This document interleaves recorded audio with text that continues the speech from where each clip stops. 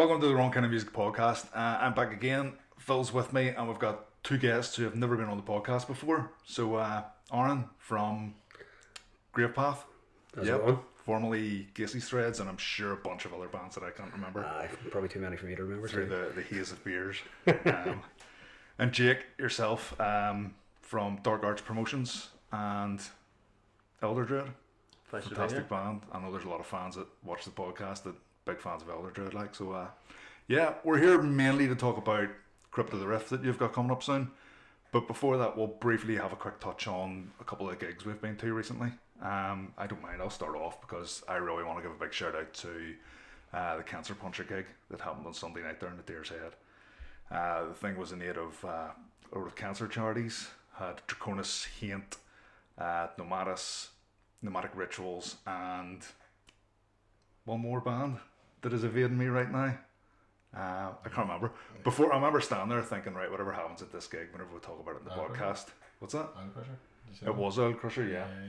I was like, whenever we're talking about this in the podcast, like, no negativity whatsoever because it was such a positive gig. But the thing is, I don't even need to do that, because every band was fucking brilliant at that gig. Yeah. Really, really good. Did you enjoy MCing that? I think it was something you became. It did. It was good crack. Yeah. It was really, really good crack. A lot of people came up to me afterwards and said, it kind of helped the flow of the night and stuff, and they enjoyed it. I like the idea of MCing like between gigs, especially at something like even Metal of the Masses, introducing bands and stuff. I think that'd be class. I've always enjoyed that one. Bit of hype, man. That could be good. Yeah. You're always trying to think of original things to say at the start of each band and stuff. Yeah. But yeah, Draconis didn't seem to want anyone introducing them on stage. All the rest of the bands were good for it. But no, it was a really, really good night. It was something like £2,200 raised for charity. Loads of people walking away with loads of prizes. All the bands were belter, and on top of that, there was just a really, really fucking good vibe in that room that night. Brilliant turnout for a Sunday night. Yeah. Fucking top-notch gig. I had COVID. Sorry, I couldn't go. You had COVID? So the next gig's COVID Puncher then instead? COVID Puncher? No, we've definitely had enough of that fucking shit. Yeah. Anyway, yeah. Anyone else been in any gigs recently? Pantera. I finally got to see Pantera after 20 years. I wanted to see them and did it live up? It was brilliant, man. Me and Marty, the drummer for Gravepath, me and him it was pure on a whim. I came into practice one day, and we've been trying to get tickets to one of the shows, and we're all selling out. And they put an extra show on in Budapest, and I came into practice one day, and I was just like, right, Marty, stupid idea here. Do you want to go see Pantera in Budapest? And he's like, book a fucking tickets now and I'll send you the money. And that was it. It took less than 3 minutes and it was done, and then we got it all sorted. Who's playing guitar for them at the minute? Zach Wild. It is Zach Wild, because I know that was who was strongly rumoured for Charlie Benanti drumming as well. So from Anthrax. He is killing it, man. Yeah. Like, it was sad show. Did it feel like a Pantera show? Because obviously it's Pantera, but it's not Pantera. Yeah, it really did, man. Like, the atmosphere and just had a good stage show and stuff, and for me it was like, maybe somebody else would go and watch it and be like, oh, it's not really Pantera. Mm-hmm. But for me it was like childhood dream come true, man. You know what I mean? Me and Marty front row going nuts, crowd surfing, stage diving. Amazing. It was brilliant. And the support band were very good too. I was saying these earlier, that band Teeth Marks, so they should definitely be checked out. A smaller venue, because I think a lot of people, when they think Pantera on tour at the minute, they're seeing footage from big festivals and whatnot and the sort of arenas they're playing in America. But when they played Budapest, it wasn't that. Like, it was a smaller show. Yeah, Barba Negra. It was. It seemed bigger to me than it was, but when I looked it up, I think it's only maybe about 1,200 people or so. That's perfect to me. I love smaller venues. Brilliant, like that. Man. It was like it was really, really warm. So it's like technically an outdoor venue, but I think because it was so warm, they had like a cover like over the top of the front of the stage, so you weren't like lying in the blistering heat all day. It was very, very good, man. Really good show. Really enjoyed it. Awesome. Jake, any gigs recently? Most recent thing was Friday night, but it was the tribute show. It wasn't anything to report home about, but it was the grunge night. I think it's the day Seattle begun, or the year Seattle begun, or something like that. Yep. That's the most recent thing I had. But before that, Prodigy, all other things I can't remember. Yeah. The last metal show, I should know when my last metal show was, but fuck, I have no idea, man. Prodigy show I thought was outstanding. It was outstanding. Fucking loved it. Really good. I know that like drum and bass sound very big in Northern Ireland, but Andy C seemed to go down a treat. Absolutely. Yeah, definitely loved that. I went with such low expectations. Like I shout out to Mark, got me a wee free ticket for that one, and I went with such low expectations, and then ended up on a fucking brilliant night. Never didn't expect to enjoy it as much as I did, especially, it's just like, you know me, I'm not really into that, and I actually enjoyed all of it, all three bands. I don't even remember the first band, or first DJ rather, but I can't either. Something I found strange but good about it was I was expecting there to be this massive void where Keith Flint would have been, and despite them giving like the tribute to him, they had like sort of on the screen the outline of him during like Firestarter or something. Yeah, it didn't feel like it was missing. Like Maxim just controlled that crowd. Like it was absolutely. It felt like nothing was missing. See, I've been a big Prodigy fan since the 90s. Like one of my favorite bands of all time, and knowing more about the Prodigy, I think a lot of people have this perception that Keith was the front guy, but he really wasn't. He didn't have a lot of input to the band. He kind of was like the side guy to Maxim. Maxim was always on vocals from the very start. Was he like the hype guy, sort of like? Kind of, like yeah. Bass from the Happy Mondays kind of thing? Initially he was. Initially he was just a dancer. There was him and I'm raging at myself that I forget the guy's name right now. There was two dancers, then Maxim on the mic, and then Keith doing all the keyboards, synths and drum machines and stuff. So Keith was honestly never that big a part of the project. I think a lot of people just knew him because of Firestarter was the big sort of like mainstream hit that everyone got to know them through, but as you say, to me it did not feel like, this isn't the same without, I thought the crowd was so animated as well. Like 100%, everybody was giving it stacks. Because like, that was arms in the air the whole way through the show. Like that was my big concern. Like I have concern, not concerns, that's not the right word, but I never really enjoy Belsonic as much as some other people seem to. Every time I go to a Belsonic show, it's like, well, this is going to be like 70% as good as it should be or could be. Yeah. Nah, that was the first Belsonic I've went to and said this was as good as it would have been seeing them anywhere else. Definitely, yeah. It's fucking brilliant. I'm trying to think if there's anything else, any other gigs that we've been to. Yeah, struggling. I'm sure there's. I've struggled to make it out to gigs recently, so I haven't been to as many as I normally would be at. But burnt out after Metal to the Masses. Just burnt out fucking in general. Yeah. Burnt out drinking. Burnt out the hole in my wallet. I think we're all feeling that. Tell me about that.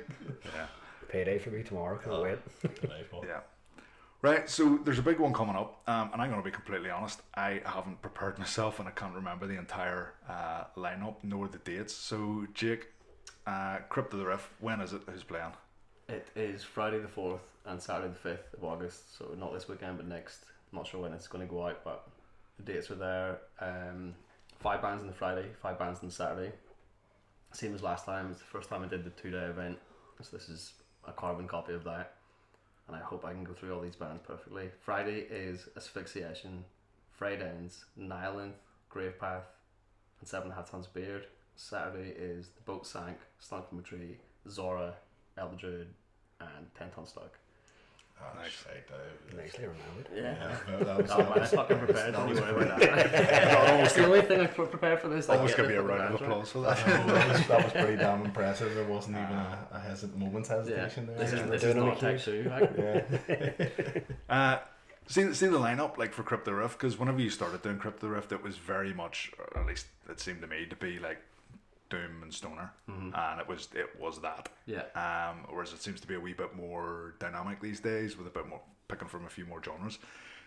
Is that intentional, or is that something that just kind of organically happened? Or the reason why it started off as a doom thing is because there was a lack of that at that time. But the reason why I called it Crypt of the Riff, it wasn't Crypt of the Doom Riff. Like, you know what I mean? If it's got a riff, it's valid. So it was never exclusive to that style, but that was the style I wanted to see in the early days. And you can't have the same bands playing all the time. So yeah, it's branched out a fair bit, and I'm happy with that because obviously you're bringing bigger crowds, a wider net of audience, and something I considered this year was doing like sort of like a more like hardcore focused lineup on the Friday, and then maybe like a doom sludgy lineup on the Saturday. And I thought maybe not. Maybe I'll just keep it mixed up because I don't want to separate any two different events. I'd rather have it be one big all-inclusive event, and it obviously encourages people to go to both days as well. Like you don't want all the hardcore crowd coming out for the Friday and then all the doom crowd coming out the Saturday. I'd like to see everyone mingling and seeing bands outside of their usual genre. So that's the reason why I wanted to do a 2-day event, because I get a lot of emails, a lot of messages from people like, can we play Crypt the Riff? I hate turning people down. So it was either make it bigger or make people sad. So like, stop rejecting people and make it slightly bigger. But the whole thing has been a very like balanced progression. I didn't want to jump in like going from like a 5-day, 1-day event to like a whole weekend, you know, like. Well, how are you doing it now? I mean, you must be doing, was it 2017? Yeah, something. I was trying to remember. I think it's about 6-7 years. This is the 8th edition, I think. The reason why I stopped, like the first one was Volume 1, Volume 2, Volume 3, Volume 4, and then Volume 5 would have been Stone Jesus. Yeah. And then there was, COVID first. Then there was the Russian invasion and all that stuff going on. They're from Kiev, so that gig was put on the back burner. Like Stone Jesus they have told me they are coming back, but that was going to be Volume 5, so I couldn't really just hold on to someday they'll be back with Volume 5, but let's do Volume 6 before, you know what I mean? So I was like, I'll scratch the numbers, let's just call it Crypt the Riff and keep it going. And it was like, I mean, you've been through quite a few iterations of it.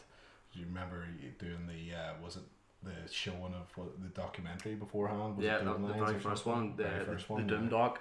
Yeah, it was in Bar Sub before it was flattened and renovated. Destroyed forever. Yeah, it was. Bar Sub was a good venue. It was really easy to work with them. The Doom doc was something that I only found out about a month before the show, and it was basically Holy Spider Promotions based out of Sheffield. I don't know how the hell they made these connections, but they had Bill Ward, they had Kirk Winstein, they had like loads of big hitters in the Doom scene, interviewed about Doom in general, like Black Sabbath, how it progressed from that, and Sleep, Electric Wizard, all this stuff. And I just reached out to one of the guys and said, any chance we could do like a Belfast premiere? And he was like, yeah, 100%. So I sent the file. I thought that'd be a good opener to the first ever Crypt the Riff. And it was so nice as well. There wasn't a hell of a lot of people. Like I was just getting this thing off the ground, but just having, I don't know, maybe 40 or 50 people in a room with a projection screen and no one said a word. That was like the first kind of moment I was like, shit, like people actually want to. They're not talking to their mate. Like everyone, it was like a museum. Like it was completely silent, and everyone was actually paying attention. I was like, that was the first thing that kind of flicked the switch. I was like, Jesus, like people actually really care about this. Yeah, people give a fuck. Like, because it was guys like yous as well in the first one, because it was going very well, and I went upstairs for a smoke at one point, and everyone was like, when's the next one? I didn't even think I was going to do a next one. This was like a one-off idea, and then of course here we are now at number 8. So it's been going well, man. Yeah. Funny enough, that's exactly what I said to the guys from Cancer Puncher on Sunday night. I was like, right, this has to be an annual event. This is too good to sort of like just go, it was a one-off and done with it, you know. So nah, it's brilliant. So like the first one was just was the documentary and maybe four bands. Good load of bands. Yeah, I think maybe like Gargantua. Gargantua from Leicester headlined. They were one band I was really into at the time, and I don't know, just picked them as the headliner. At the time they were doing a couple of shows with Conjurer. This is before Conjurer became international superstars.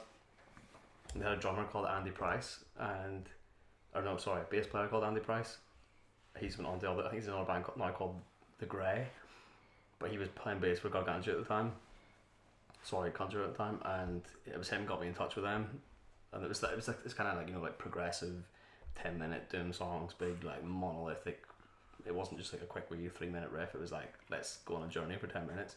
And they were great. I was a delightful headliner. And then I thought, okay, let's try and get some bands to headline from Ireland who people are going to come see. So the second one was 10 Ton Slug, who are now headlining the Saturday of this one. There's nothing I can or need to say about 10 Ton Slug. They've been decimating this place for the last 7-8 years.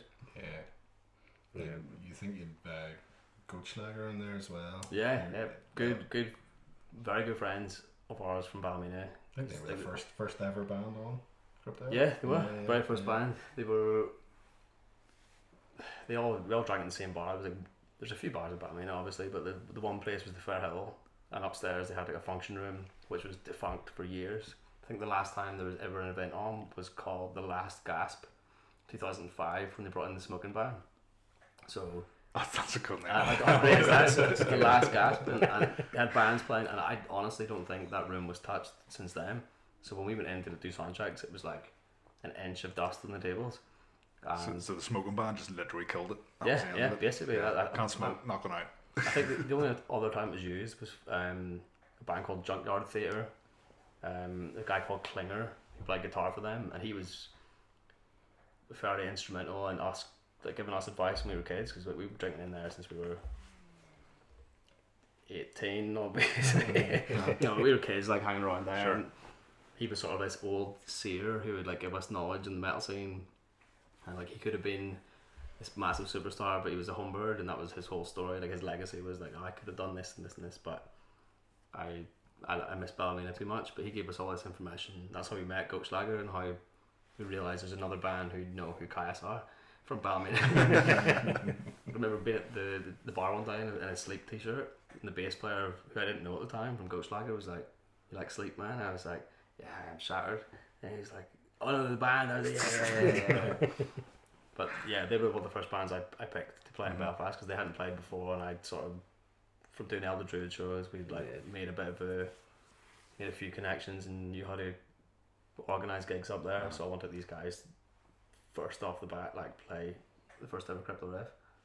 Of all the bands you have booked for this one, is there anyone in particular you're like really looking forward to? These motherfuckers. Absolutely. Absolutely. Like, no, I rate Gravepath so highly. Like, the first time I saw them just wandering around in a drunk haze after, being like, Jesus Christ. That's probably blowing smoke up their arse the whole remainder of the night. I think, if memory serves me, I'd actually missed your first gig. I think I was away somewhere with work or something, and Claire was messaging me going, by the way, Aaron's new band is fucking incredible. And I'm like, fuck, missed it, Alex.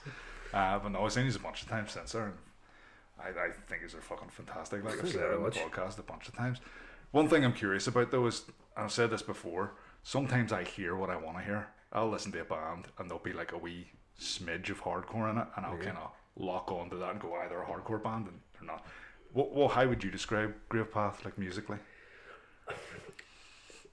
When I first joined Gravepath, I had, like, so it's just a weird one. I kind of joined Paul. Sorry, excuse me.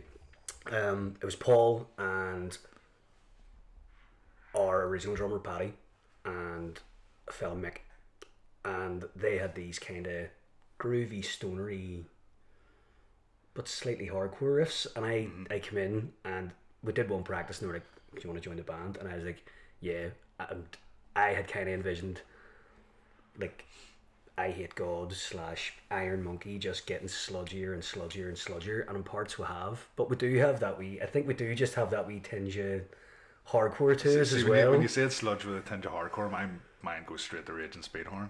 Well, do you know what? And Speedhorn are one of my favourite bands. Yeah. So I mean, I remember seeing Rage and Speedhorn for the first time in the Ulster University in like 2005, and apparently it was one of the last shows that ever happened in there, because they destroyed the place. Like, there was, like, I remember, like, desks flying off at the stage at one point and things, man.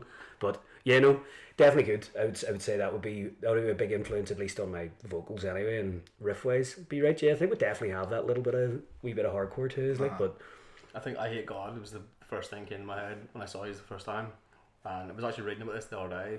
I didn't even know this till the other day, but I Hate God have been labelled as like the pioneers of sludgecore, which I didn't even know that genre existed. I always called them like a sludge band, but like it was like this wee tinge of hardcore, which is so similar to you guys. I think we've got to that point where if you literally like just try and make up a jokey genre, and then look online, you will find bands that play it. Absolutely. You know? Encyclopedia Metallium, and there's like 97 bands that are that band. Sludgy 8-bit core, and it will be out there. Only if you're brutal enough, though. They're probably like Game Boy sludgecore out there or something. You were off the scene for ages. Because obviously a lot of people remember you from Casey's Threads, and then I don't think you were anything after that for a while. No. Was it like big decision coming back, or did it feel natural, or? It was big changes in life, basically. And I didn't really want to leave the scene for so long, but just circumstances at the time. Sure. I just didn't have time to be in a band. But then, as circumstances then changed again, I was like, fuck it, I need to get back to this, man. I missed it so much, and I've it's the best decision I've ever made, man, because it's good for the mental health, definitely, you know what I mean? It's great getting out and playing a gig and getting into the practice room and seeing a load of people you haven't seen in years, and even being here, you know. Like, I still get that watching the gigs. Like recently, for about the last year or so, I've been standing at gigs going, I want to do that at least once more. Definitely I want to be on stage. I couldn't recommend it highly enough, man. It's one of the most cathartic things in life. Like, even despite 100%. Being, no matter what gig it is or how nervous you are before it, like 2 or 3 notes in or 2 or 3 lines into the song, like, you know, you just get up and you're like, yeah, this is why. That's what I've said to people. You can be nervous as fuck, but see, once you go, like, it's forgotten about. So when I saw you guys for the first time, it was this like hilarious divide between how nice you are when you're talking to you, like in a bar or something, then you're on stage and I'm like, fuck, he's scary. Like, there's like blood pissing out of your head. And I always tell this example to people, like, I had my hand on the monitor at the front, so like I'm like kind of keeping myself standing up, like banging my head, and you went to put your foot up on the monitor and he stood in my finger and he was like giving it fucking stacks, like blood pissing off his face, and then he was like, sorry man. it's like there's a little bit of like his real personality among this like terrifying fucking frontman. like the intensity I think that you go at, there's very few in the local scene that go anywhere close to the intensity that you start firing at when you're up there. And then, but there's sometimes you'll hit that intensity and you'll maybe take a wee step back and you'll just have a wee cheeky grin to yourself and you're just like, I'm enjoying this. And then the next thing is you're up over the monitor smashing like, oh yeah, you know, it's quite fun. It's good fun. Man. So what I love about it too is the intensity is consistent. Because I've seen, I could name a couple of people from bands that get on stage and for the first 10 minutes they're like that, and then you can see them starting to, oh fuck, I give it too many beans at the start of the set, you know. Fucking start to finish, you're a fucking rocket, like, you know. Thank you. I do try. Another booking, like you're saying about, I was asking about like bands that you're looking forward to at Crypt of the Riff. Like the Boat Sank, to me, have come out of nowhere, and I think they're fucking fantastic. Unbelievable, man. Really, really good band. Like, just they were recommended to me. I still haven't seen them live. Oh, really? Yeah.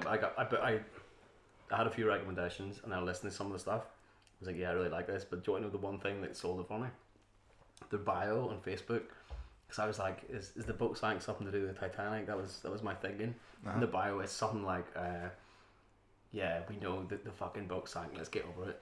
Yeah. I was like, I burst out laughing. I was like, I'm gonna give these guys a shot. I think it was the fucking boat sank. Get over it. Yeah, just get over it. That's so fucking good. Have you seen? There's a meme going around at the minute, like, you know, one of these viral videos of this guy working out, and he's like, "Who's gonna carry the boats?" You haven't seen this? No, that's big David Goggins. David Goggins is an absolute fucking weapon. Anyway, that's a great name for a band. Absolute fucking weapon.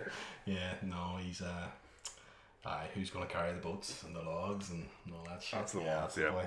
Maniac.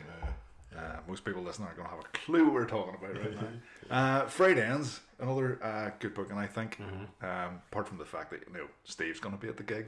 Apart from that, great though. Yeah. Interesting band. Like, I've been listening to them and I hung about with them down in the practice room one night.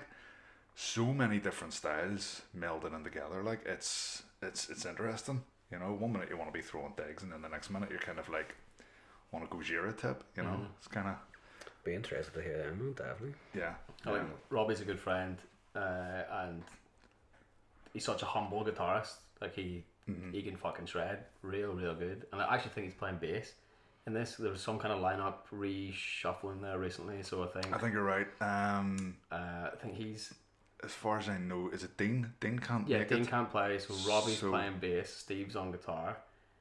And the bass player is playing drums. He's unreal. I think, yeah. Is he the guy from Snake Neighborhood as well? Yes, yeah. That's right, Zach. So that's another band that really blew me away. Really? Yeah. Fucking hell, man. They were. I think really, I need really to see them again. I think I was just the first time I seen Snake Neighborhood. I was just a wee bit like, the fuck is this? So they were playing one night in Voodoo, and I knew nothing about them. And someone grabbed me from downstairs. Was like, "You need to come see this band." I went up to the front, and I needed a drink for about 30 minutes, and I was like looking at my cup. I was like, "I'm not leaving here." Like, it was that good. Like, they were really, really good. Yeah, I think I went to go up to that one, but it was cash in and no cash, couldn't get up. I was fucking raging. I think Jude was doing the door and I couldn't get up. But yeah, no, I'm like on drums, unbelievable. Zach's incredible. So that'll be the fucking stonking performance from those boys. Like, looking forward to it. Must be like said. even Asphyxiation on the first day as well. That's one band I really want to give a shout out to, because the wee kid Jude, who plays guitar, maybe 2.5, 3 years ago, I had no idea who this wee kid was, and he sent me a video of him playing Golgotha, and played it way better than we ever did. He was doing pinch harmonics on fucking Golgotha, like the slowest, easiest riff of all time, and he's still managing to fit in pinch harmonics, and I was like, fucking nice one, bro, like, you killed that, like, fair play to you. And next thing I hear, he's in this band. When you go see them, and they're like, Jesus, they're young guys, but they are playing like guys who've been in the scene for 10 years. Like, they're really legit. Yeah, they're doing great for themselves, man. I'm finding it absolutely terrifying. Like, so whenever I think, you're coming up and you're sort of going and seeing wee bands that are, when you were 18, you're 19 and stuff, you're going and seeing a band, you're like, yeah, this is my mate's band, they're good and all. And then there's just like this terrifying, absolutely fucking terrifying confidence that these like 17, 18, 19-year-olds have, and coming out on stage and hitting it like they've been on it for fucking 10 years. Yep. You're like, fuck off. Asphyxiation are great. I think we played there. I think Gravepath were playing with them for their first gig. Was that the first round of Metal to the Masses? No, it was in. I could be wrong now, but we played with them, and I think it might have been their first gig or one of their first gigs, and it was in the Deer's Head, and I think they only had maybe like three songs at times, maybe 15 minutes or something to play. Yeah. But they went fucking mental for 15 minutes, and we were all just like, this is amazing. But it's a class, really nice fellas too. Like, They are. Between them and like Mortal Backlash, Asphyxiation, Snake Neighborhood, there's 3 bands and they're all 100%. 20 and they're flipping. Yeah, it's terrifying. Yeah. Mortal And kind of Backlash fucking are annoying terrifying. as well. It's like, What? it's kind of fucking annoying as well. It's like, stop being so goddamn talented. Yeah. So I remember like way back whenever I started getting into the local scene, and it used to be the thing where if there was 4 bands playing, you'd go and you'd be like, maybe 1 or 2 will be good. You know what I mean? There was so much guff going about. I don't mean that to be disrespectful, but I've been other places, and I think that's the way local scenes are in a lot of places. But I mean, I think if any stranger just came to Belfast on a whim and went to Crypt to the Riff, can I not say Crypt to the Riff tonight? Is it a rift or whiff or Crypt to the Whiff? You've no idea how often that happens. Like, there's still people that come up to me and be like, "Oh, Crypt the Rift," and they really enunciate the T as well. And it's like, I'm not going to correct them. I'm like, go ahead. Yeah. No, but like genuinely, I mean, there's 10 bands and there isn't a bad band amongst them. Not in any way. Yeah, looking forward to seeing Asphyxiation, as you say.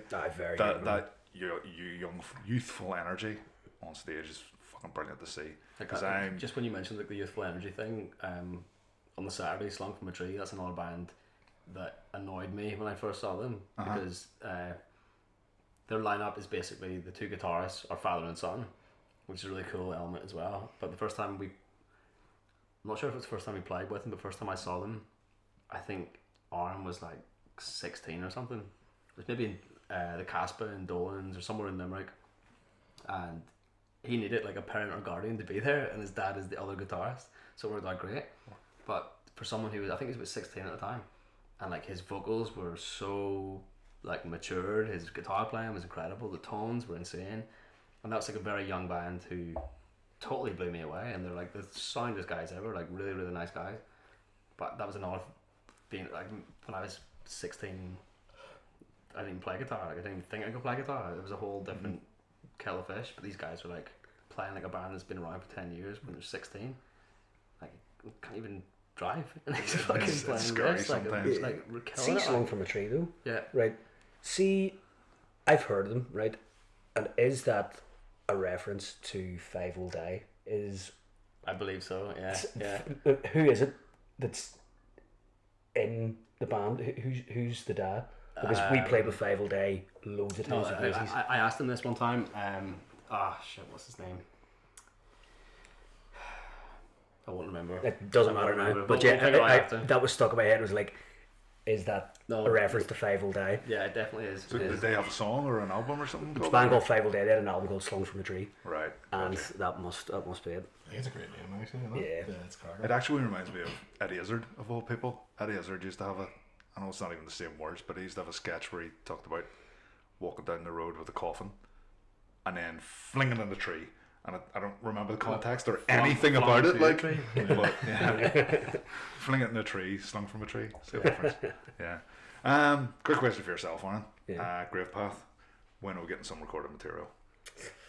Hopefully for Crypt of the Riff. Really? That sounds. Yes, there's 2 tracks recorded, and it should be out for Crypt of the Riff. Should be out in the next week or so. Because I know a lot of people are kind of like, yeah, it's great seeing them live, but we need some of this music in our ears. Like, it should be something. I can vouch for this stuff as well. I found it in LimeWire there the other day. no, Marty sent me on a couple of these 2 songs, and they are absolutely tremendous. They really are. Excellent. Yeah, should hopefully, like, fingers crossed, it'll be done for. So it's sitting there waiting. We're just getting fine wee touches done, and aim is have some new merch and those 2 songs out for Crypt of the Riff. Mm-hmm. Where'd you record that? Manor Park Studios up with Neil Calderwood. Absolute legend. Fucking loveliest recording experience I've ever had. Like, we went up there, did 2 songs over 2 days, but we just stayed one night. He's like a wee apartment underneath the studio, and it was really nice, man. There was a big pool table. I've seen bands post photos of stuff on that, and I think I love the idea of that, of just committing to, we're actually going somewhere and staying there. Oh, it made it the easiest process ever, man, because we got up there. It was a bit of a jaunt trying to find the place, because it's like, I don't know if any of you's ever been to Manor Park before, like, but no. It's like there's no bungalow up this old country road, and there's no sign, there's nothing, and in behind the bungalow is another bungalow, which is the studio, but it's like you wouldn't even notice from the roads. We were driving up and down the same road about 9 times trying to find it, like, but we eventually got in and got started. It was really, really good experience. Neil's a lovely fella. He did a serious job on it, and yeah, hopefully be out for the Crypt. Has he done other like metal bands and stuff from here? He's done loads of stuff, man. I'm trying to think who. I remember, was it Dawn? Maybe, yeah, that's way back in the early 2000s. I remember Dawn going up to record with him in Manor Park. Off the top of my head, I can't think, but there's loads of different people he's done. Like. Marty mentioned to me a couple of bands that had recorded there before. I can't remember either, but you weren't tempted by the DIY route then, because I know a lot of bands are going down that way. You know, because I mean, the first 2 tracks we did ourselves in the studio, like, or we did them in the practice room. Like, Paul sat recording them, and they turned out fine. But at the same time, I think Paul's Mr. Meticulous about it, and there was basically rumours of his girlfriend stabbing him to death if she had to hear the 2 tracks again. But he was sitting there mastering in the living room in the house, so I thought it would be safer for him this time if we just went up and got somebody else to record it, like, you know. 100%. So whenever you was recording up there, did you said it was Neil called the guy? Yeah. Did he have any input to sort of? He did, yeah. He was very like easy and sort of. We were wondering about working with click tracks and different timings and things, and he was very good in the way that he was just like, yeah, play this bit they click, you don't need to play that bit they click, you know, do you want to do this vocal wise, and it's sort of all the lads as well. That's one thing I liked as well, and I'm quite easy in that respect. Neil kind of chimed in at one point with me about dropping a couple of extra lyrics into a song, and I was like, yeah, that sounds like a good idea. Do you reckon that'll be a good idea, lads? And I could just hear them in the mics, and they're like, yeah, that'll be a fucking really good idea. Like, so, you know, he wasn't shying, and, you know, there's different things he suggested. They were like, nah, we'll keep it this way, and he was really easy to work with, really nice guy, and he's a very interesting dude as well. Lovely guy, like. And then, Jake, am I right in saying there's a new Elder Druid album out this year? I can't completely confirm. Yes, I would love there to be, but we are absolutely fucking useless at getting shit done. That's basically it. Like I don't even know which year it was we started doing this. I think it was just after we came back from the European tour, start of 2020. So we'd done the Golgotha album launch in Belfast and Dublin. We did the few shows in Europe. We came back. We had a couple of ideas. DIY again in our practice space. Both Brian, the drummer, and Dale, the bass player, we kitted the place out with like loads of really good mics, and we were like, this is great. We can take as much time as we like. We don't have to sit, get it all done in the weekend or worry about time constraints. But it's went the complete other way. It's been like, I don't like that. Let's fix it, and it's just been dragging on for ages and ages. But you need somebody to give you a deadline. Yeah. That's exactly what we need. It is done. Like it's all recorded.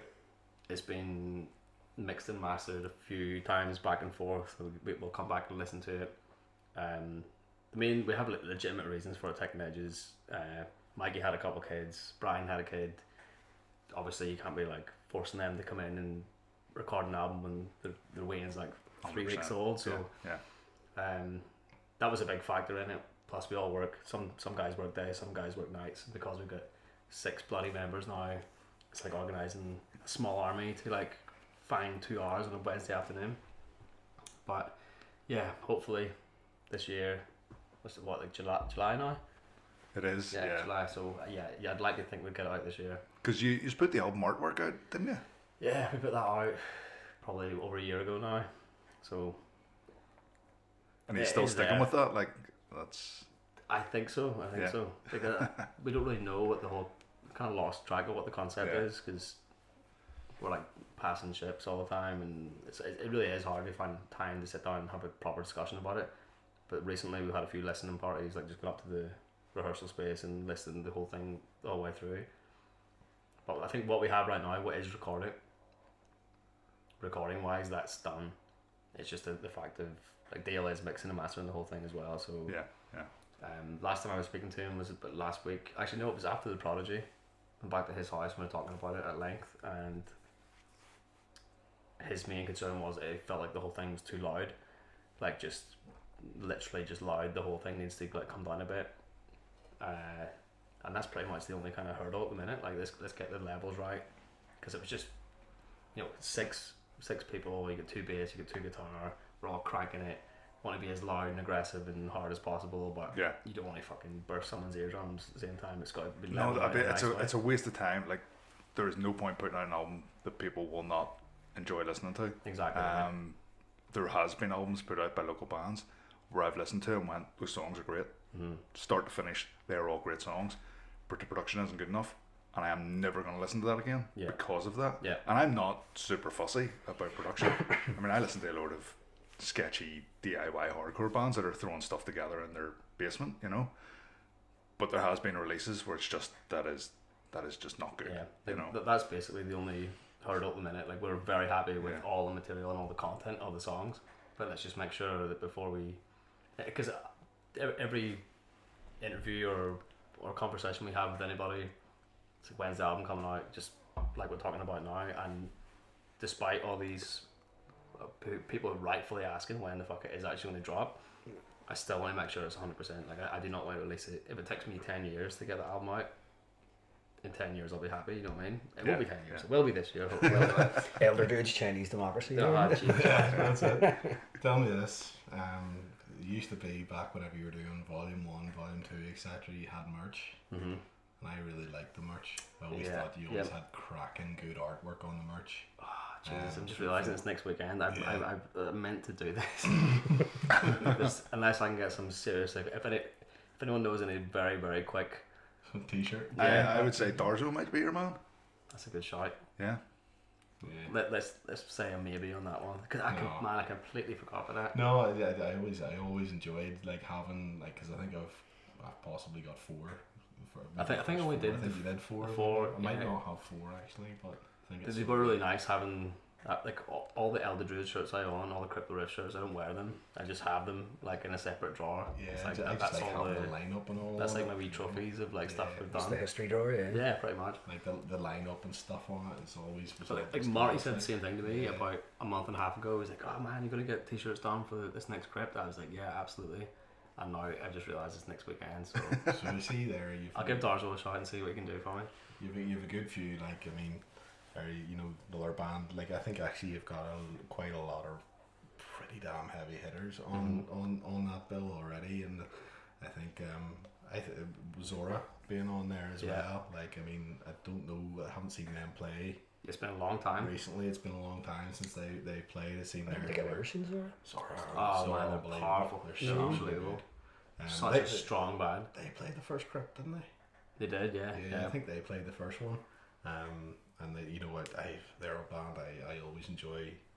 Their last album was incredible, and hopefully there's more stuff coming. But I think the same sort of thing with like kids and stuff, Absolutely, yeah. whatever. But I think you were looking for a replacement for someone. It was for Nomadic Rituals. And I was wearing a t-shirt in Voodoo. Yeah, that's right. Actually, yeah. I was wearing a Zora t-shirt in Voodoo. What about these lads? And Drake, or Jake was sitting there going, why am I calling you Drake? But Jake was sitting there going, oh man, these going to need to find a replacement. We're sort of picking our brains, and it was staring us right in the face. I couldn't think of anybody better. That was a really, really, really good replacement. You just went on immediately, and you were like, hang on, I'll shoot them a message, and then about half an hour later, you're like, that's it. Yeah. It's like cheers, Phil. Fist bump. We take a very quick break now. Yeah.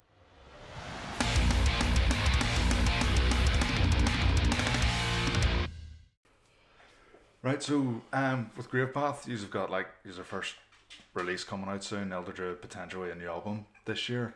There's a lot of bands from Belfast at the minute that are pushing touring, which I don't think we've necessarily seen as much of in quite a while. So you have the likes of Skypilot and Crawling going over to England and doing tours. Archives, Survivalist again pushing to hit that UK crowd and whatnot. You guys have done a tour in the past, just done Europe and stuff. Mm-hmm. Is that something? Is it considered doing again? Are you trying to reach out to a wider audience, or is Belfast where it's at the minute? Me, I want to get as far and wide as possible. I from playing with Gazy's years ago, and the last big tour we did was us By Any Means, and we went around Europe for 2 weeks, and it was 2 of the most fun weeks of my life. It was harsh at times, you know what I mean. You were stuck in a van with 8, 9 other fellas, and it was completely mental, and you were hungover most of the time, but I wouldn't have changed it for the world. So in the next year or so now, once we get some stuff out, I'm gonna have to call in a few old contacts and see if we can get it back out to Germany or get out to Hungary or something, and England would be a great one as well. But yeah, we'll be hitting Cork next month as well. We'll be doing 26th of August. We're playing down in Cork with Zellicult and a couple of other bands. Fantastic band. Who's running that? I think it's the guys from Zellicult themselves that was them contacted us. I could be wrong. I think Marty was saying it was the wee fella Jim from RPC. Oh yes, sorry, that's it. One RPC. of the bands that play Metal to the Masses, I think. Yeah, that's it. It's Jim from RPC. Actually, it was him contacted us, but Zellicult are headlining. So I'll be looking for. I haven't seen them in years either, man. I'm a big Zellicult fan. I've been talking to different people about touring and stuff, and for me, unsigned or bands that are signed to smaller labels or whatever, there's that image in my head of the promoter feeding you, couch surfing, sleeping in the van and stuff like that. But I'm talking to guys and they're talking about it's gonna be a nightmare and stuff. It's between us it's gonna be £200 a night for accommodation, and I'm like, what he's doing? Yeah. That low level band thing. It should be that living off the skin of your teeth. Mm-hmm. Scraping by each day. That's where all the flavour is. That's where all the fun is. Turning up in gigs where you don't know what you're going to get paid, if you're going to get paid. You were talking earlier about turning up to a gig and they're like, what, is there a gig on tonight? Mm-hmm. Yeah, and someone had to get called to open the, to me that's the experience. That's the experience, not this sort of clean staying in a Premier Inn every night and stuff like that. But it's interesting the way different bands have this different approach and different attitude to it. If you're staying in Premier Inns, you're not going to make any money. No. Like, no. None of us are superstars. Like, we're all just trying to get the fuck out of Belfast and play some shows. And you know, the majority of the time, there's not a lot of money to be made. That's why it's a hobby for us. Thankfully, it's not our full-time job. But like, Sure. You like to have fun. If you want to spend money on a holiday by yourself or with your friends or something, take your band with you, go play some shows, have some crack. If you're spending money, like, that's why we've looked at it. Even in Europe, we did okay. Like, we got paid for the shows, we had places to stay, we had like food and beers and whatever we needed. But you're not expecting the Ritz and a fucking 5-course dinner. Like, no. You get a bunch of grapes and a half kind of flat beer. You're like, yeah, happy days. I think there was a period for a lot of years there where Airbnb was the answer. Mm-hmm.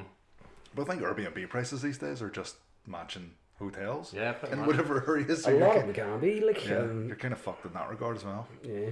I looked out with when I was saying about Pantera, I looked out with the Airbnb that me and Marty got. Like, it was cheap as chips and it was absolutely beautiful. It was right in the centre of Budapest. But in general, yeah, that was really last minute. Got a wee good deal. Like, otherwise, you look at Airbnbs and some of them are just insane. Some of them are more expensive than getting a hotel. Like, you know what I mean? Yeah. The way we did it in Europe, it's like 5 shows, and the first 4 shows we had fairly rough places to stay, but like at least a mattress on the floor or a sleeping bag. Like, you weren't sleeping on a hardwood floor or something. But on the last night, we were in the Czech Republic, and we're all just fucking knackered. But like, let's chip in and get an Airbnb here, and we got this beautiful place outside of Ostrava. But we're all steaming. Came back, opened the fridge, and it's filled with champagne, beer, fucking chocolate bars, and we were like, let's get stuck into this. So we emptied the fucking fridge, and then we saw the piece of paper on top of the fridge, which was very wisely. Very well done. It was a minibar, so we had a huge bill. We paid more for the minibar than we did for the fucking accommodation tonight. We drank the whole place dry. Getting on stage the next night, please buy a fucking t-shirt. Well, that was the last show as well. We woke up the next day and Daniel had been chasing a cat around outside. Like, there was a cat, and he cut his knee and then bled all over the fucking white sheets in the bed. So I had to message this girl the next day who didn't speak English. I had to use Google Translate and convert it to Czech. And I was like, I'm really sorry about the bloodstains, and explained what happened. And the door handle of the toilet fell off, and she replied being like, it's all good, don't worry, hope you have a safe journey home. And I was like, thank God for that.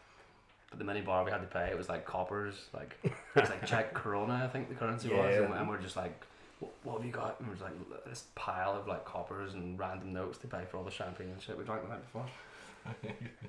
That's how they get you, isn't it? I know.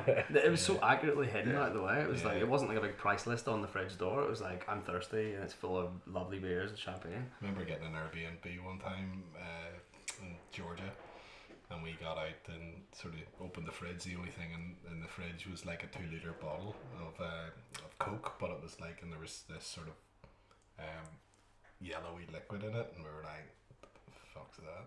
And like really looked like piss. And we were just like, what the fuck? What is that? Is that piss or what is it? Someone's got to try it. message the woman, what's this? Oh yeah, we own a vineyard. Like, that's our own white wine. Nice, So nice. we're like, can we drink this? Of course, blah blah blah. But fuck, we're just sitting there like, this was bottle piss in the fridge. Like. Natural wine. Yeah. Not natural wine. Fermented through fucking kidney.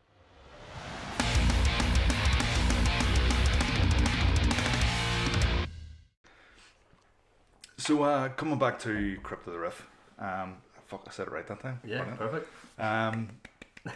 Have you any sort of visions for the future of it, where it would maybe get bigger?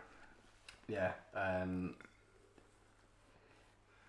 been trying to figure out how many times I wanted to do the 2-day affair. So obviously it's been once so far, once next week. When I initially thought about doing the 2-day thing, I said I would do it twice. And if they're both successful, I would look at either 3 days or 2 venues.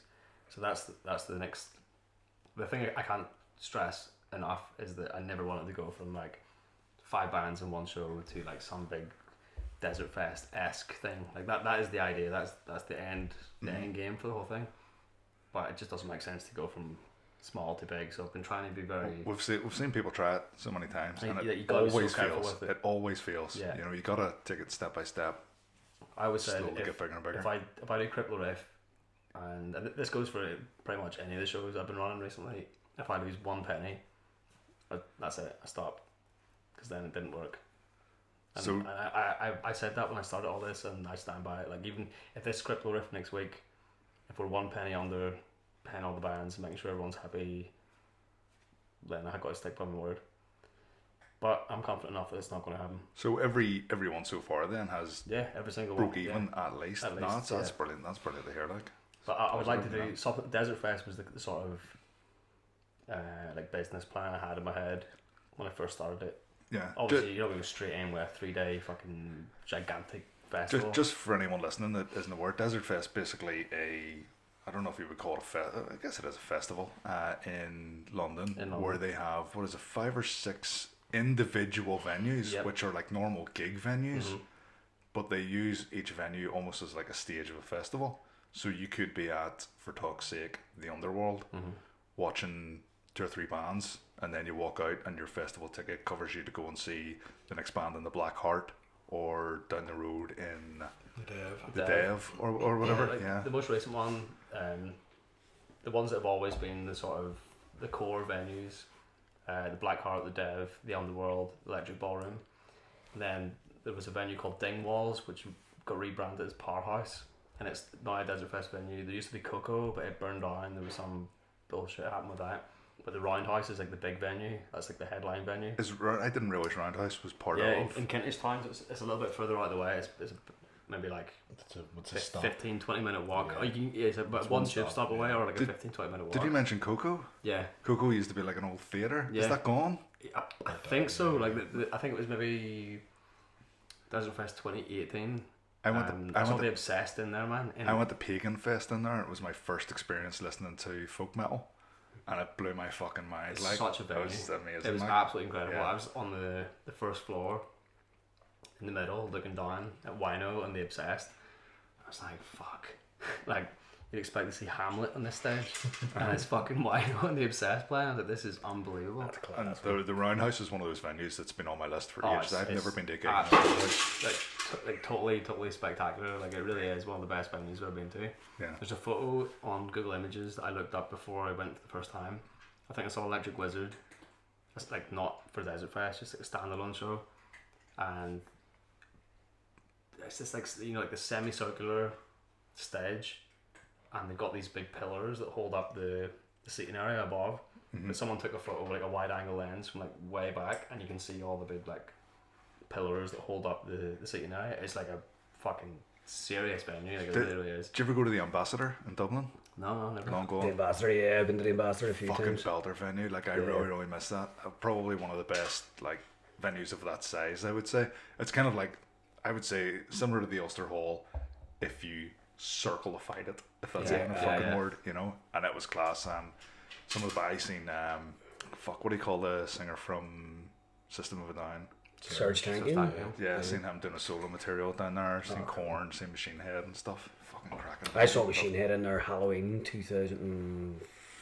It was Halloween night 2004, I think it was. I would have been a wee bit before. Or 2005. A lot of years after that, I would have seen them. Probably off the back of the Blackening tour, I think. Yeah, I know they just released Through the Ashes of Empires. They just had their big sort of comeback, but they did this Halloween show there, and Rob Flynn was dressed like the devil. They were all like dressed up on stage. It was a really, really cool show. Like, I remember it was me and Steve Martin and a couple of other people all drove down. It was their parents, I think, drove us down. We all went to the show, like, and because I would have been about 15, 16 at the time, like. But yeah, Ambassador's brilliant venue. Like, I haven't been into it in years. And would love to go back. Like, It's still operating, is it? No, it's long gone. is it The building's there, but it's not used for gigs anymore. I don't know what the crack with it is. It's kind of a shame. That's Because right. I It love really it. is. Olympia, isn't it? What's that? It's around the corner from the Olympia, isn't it? It's a stone's throw from Fibber McGee's. It is, yeah. It's literally, like, It's right up the top of O'Connell Street. Yeah, sorry. I don't know what the hell I was thinking. don't know what it's used for now, or if it's just an empty building. But yeah, loved it. Do you think we'll ever see? And I'm really like talking further down the line. Crypt of the Riff outdoor. It's been talked about. Yeah. It has. I just like the reason why I kept saying Desert Fest is because I like the whole idea they had where you go to a certain place, like the ticket booth, which is on Greenland Place behind the Black Heart. You get your wristband, and that's every venue for 3 days. Yeah. There's no fucking around like with different tickets or passes. It's just like one wristband the whole weekend. So I kind of like the idea of doing that. If I was going to do that kind of thing in Belfast, I'd probably do Voodoo, maybe Deer's Head, maybe Limelight. Walking distance at least. I wouldn't have Pavilion or somewhere. There was two gigs quite a lot of years ago. One was in what used to be the Stiff Kitten. I think it was called the Palm House at that time. And then there was another gig on in the Limelight too. Mm-hmm. And the sets almost flip flopped. So you could like get tickets for both those shows and go back and forward, and something like that is basically what you're describing. Was that Interrogate's last gig? It was. It was Interrogate's last gig, and I think was it? I can't even remember who was playing the other show. I just remember Oracle made a wee spreadsheet and stuff for it. Oracle were playing, and some there was a hardcore band on that bill as well.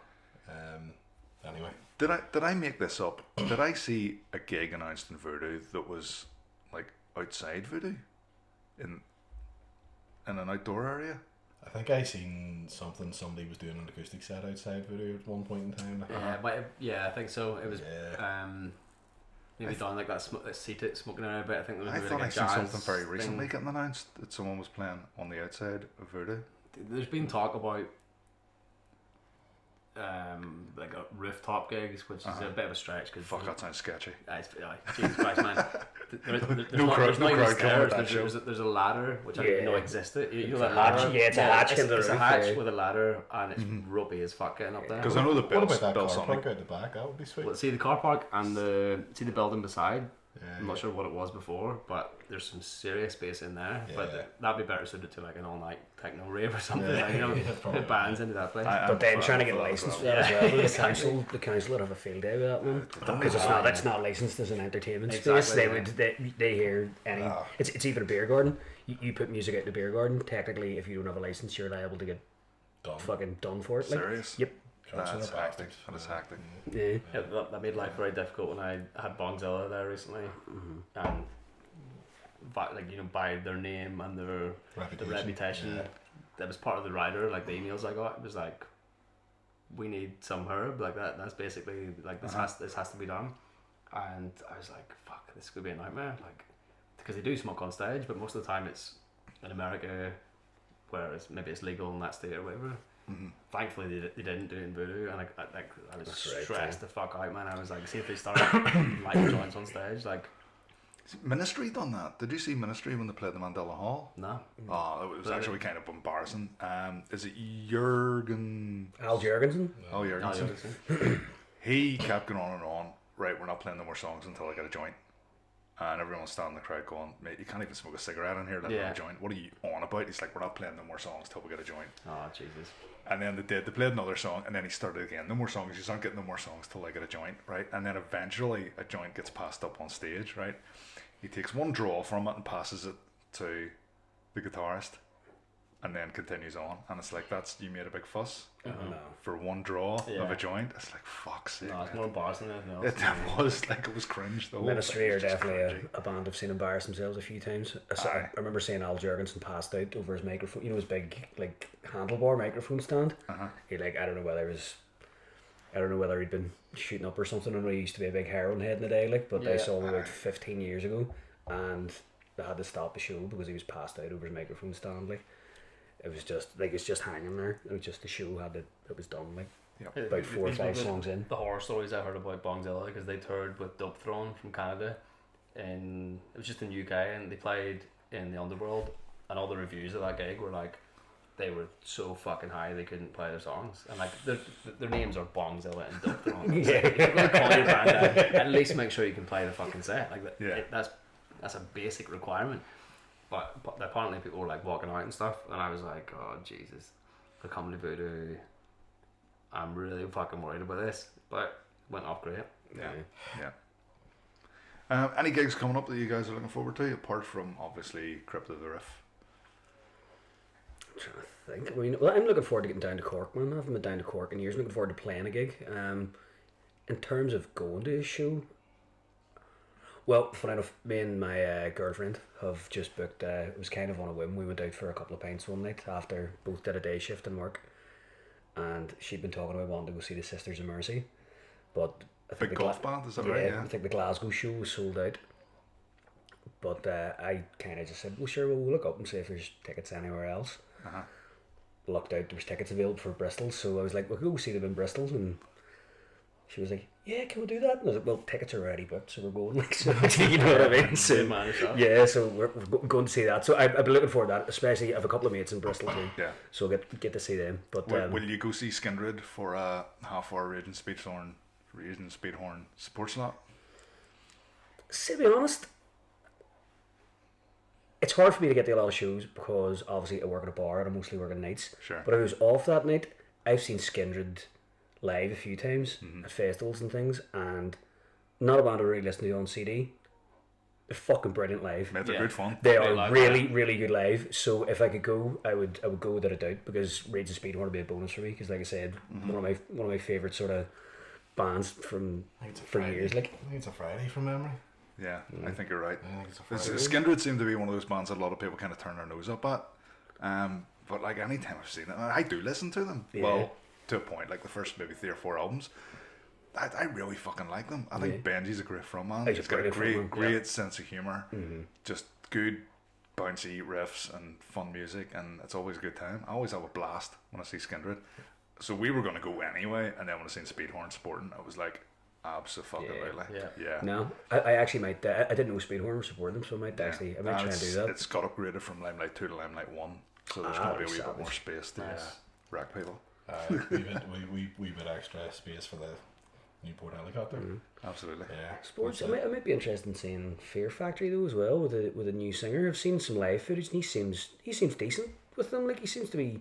I mean, you're replacing Burton C. Bell. And he's doing a good Burton C. Bell impression. Anyway, to be that good. Yeah. I mean, I always liked Burton C. Bell, but at the same time, I was always quite aware that this guy's not a great singer. Like, he's just not. Yeah, I mean, Dino's still with them and all, isn't he? I think at this stage, Dino is Fear Factory. Dino is Fear Factory, like he's been for years. I think I'll end up going to that. It's not something I'm like, oh fuck, it's on sale, buy tickets right now. Who's just supporting that one? Butcher Babies, which I will probably intentionally avoid. They're a band that I really, really dislike, like actively dislike. Butcher Babies. Yeah. To me, they're almost everything. They're just the opposite side of everything I like about metal, you know? Yeah, me too. Fair enough. A show that's just literally popped into my head, which I can't believe I forgot about it, was Obituary and Full of Hell. Well, that's the gig that got that gig. They combined both of them. The one, so it's. Am I right in saying it's Obituary, Full of Hell? Is Jail on that gig? Yeah, I think it's Jail. Is it Pest Control as well? Pest Control. Antichrist Siege Machine. Yeah, that's and then Municipal Waste. They're coming back to Belfast, isn't that right? Oh, yeah, with Undeath, which will be going to that too. Yeah. So, my head went from a blank, then I'm thinking about all the gigs I actually want to go. Yeah. But Municipal Waste and Undeath, that'll be on. And, we've got. I don't know if you're fans. Bob Villain is playing Belfast. No, Bob Villain. Later in the year. I've heard of him, but I've never listened to him. There's one thing he always bangs on about, and if you go see him, he'll talk about this. But they're the only act in the history of music in the UK that wrote, produced, performed, and put out their own music and broke the top 20. Like in the history of all music in the UK. That's incredible. That's so amazing. they've got this massive independent vibe, and they're kind of like punky grime music. I call it. Fucking hell. I've just heard great things about them. I would not miss. Never seen them. Genuinely. Did they not play the Empire. Sports Club or something? Oh, was it Impact? Yeah, Impact. Played the Empire and played Deer's Head. I only seen them at the Empire, but I caught them twice at Boomtown as well. I was absolutely bent at that Empire. I'd been out all day, and it was in December last year, and I was absolutely bent. Moshing the whole lot. I think I elbowed Claire in the face by accident. It happens.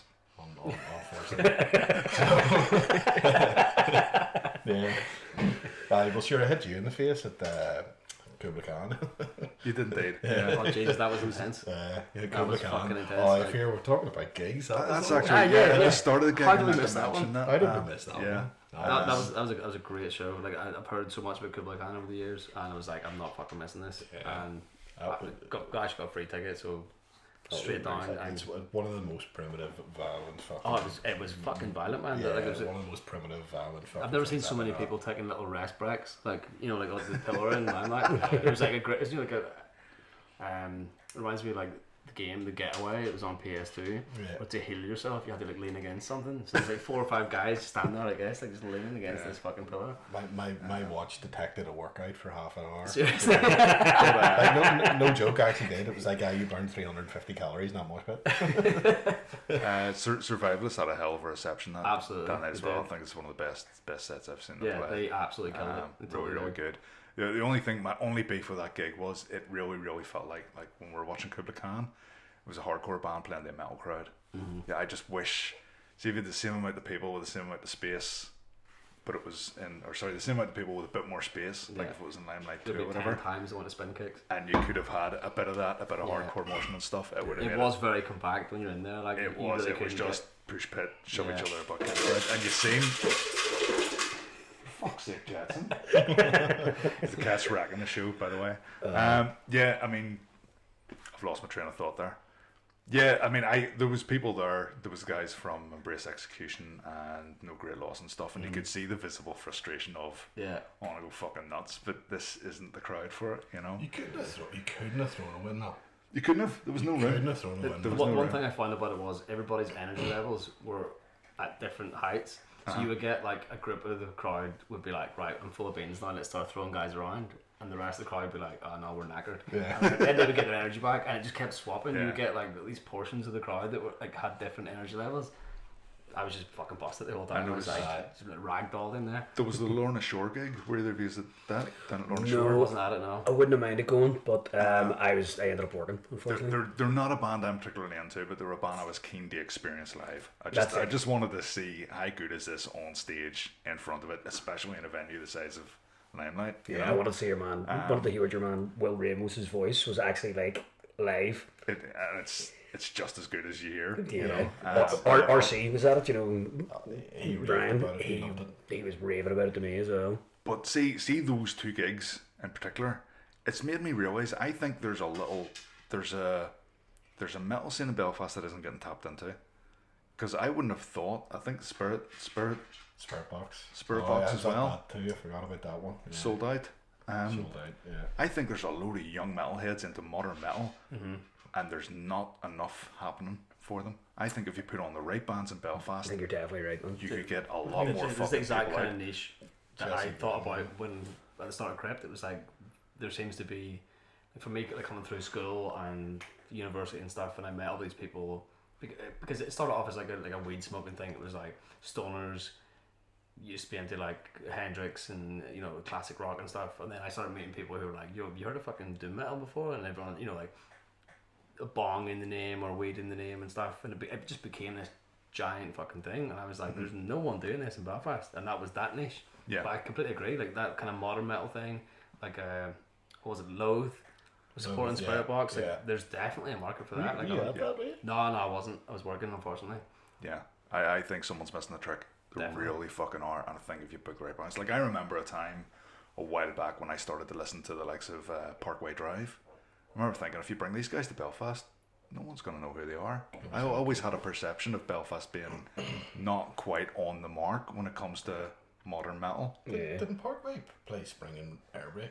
I can't remember if they played Spring and Airbreak. They definitely played the Speakeasy. You guys supported them in Speakeasy? Speakeasy? Yeah, it was us supporting them, yeah. And they played, I missed that one, but I was there when they played the Mandela Hall.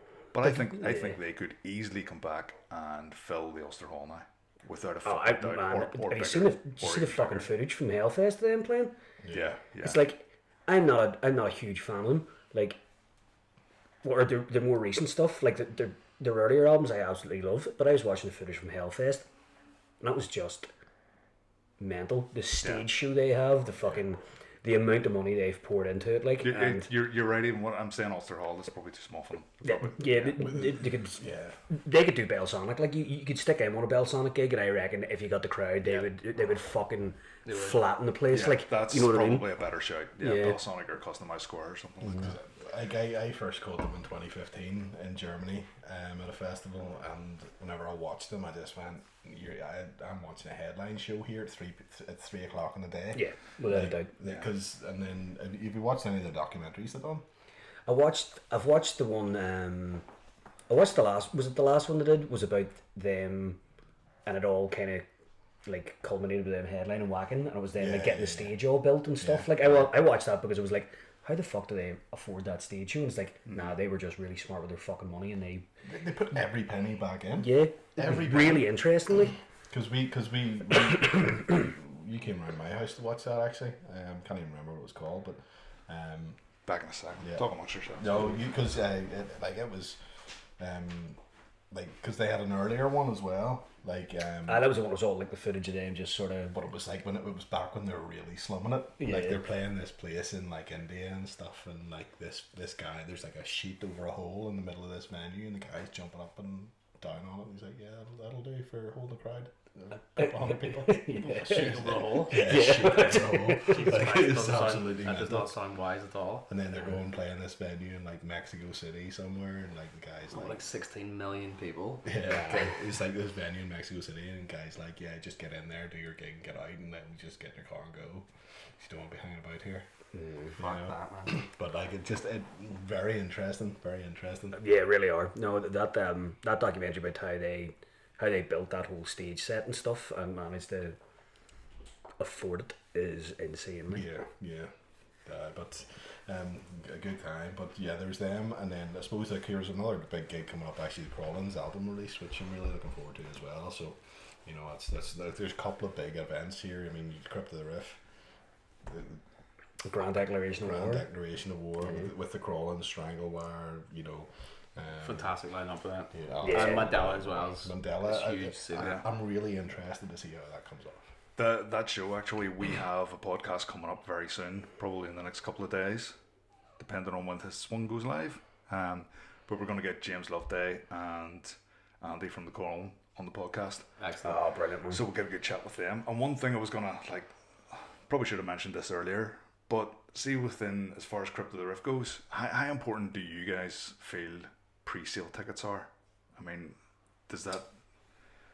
I'm basically asking the question in such a way that I'm trying to encourage people watching this that if they're going to go to the show, buy a ticket. Fucking buy a ticket. It's been so varied from the very first one. Like when the very first one I did, it was always the option of buying pre-sale tickets. Before that, like we organised maybe 2 or 3 Elder Druid shows here and there, and it was just tickets on the door, or like just tenner on the door, 5 on the door, whatever the fuck it was. But it makes a huge difference for me personally, because I'm like, just peace of mind. It's like I know there's a lot of people that's going to pick up tickets either the week running up to it or the day, or like doors at 7 or doors at 8 and fucking 7:55 you'll get like 15 tickets. The people standing outside Voodoo be like, yeah, I'm going to save £1.53 here, like I'll get a ticket online, which is totally fucking fine. I'll do the same. But it is important just to kind of give you an idea of what you're working with. I'm not saying go out and I would love people to buy tickets, but you never know what situation people are in, when they're getting paid, what the fuck's going on in their lives. Like, I would never be forceful and be like, yeah, please go out and buy fucking tickets. But like, as long as they show up, at the same time it helps you, Yeah, of course. Yeah. Right. I think we'll wrap that up then. Great having you on. Thanks very much, man. Appreciate it. Always good having a few beers and just sitting talking shit about music and whatnot. Absolutely. And hopefully we'll see yous and all of us at Crypt of the Riff next week. Pronounced beautifully. Thank you very much. Got it again, twice in a row. Do a shot every time Wayne fucks up saying Crypt of the Riff. Yeah, but it honestly is going to be an absolute belter of a gig. I'm looking forward to it myself. So get yourselves down there. Thanks for watching the podcast. If you've made it through this far, give a like on the video and all that shit, subscribe and blah blah blah and all that bollocks. But thanks for watching, and as always, cheers. Keep listening to the wrong kind of music. Cheers.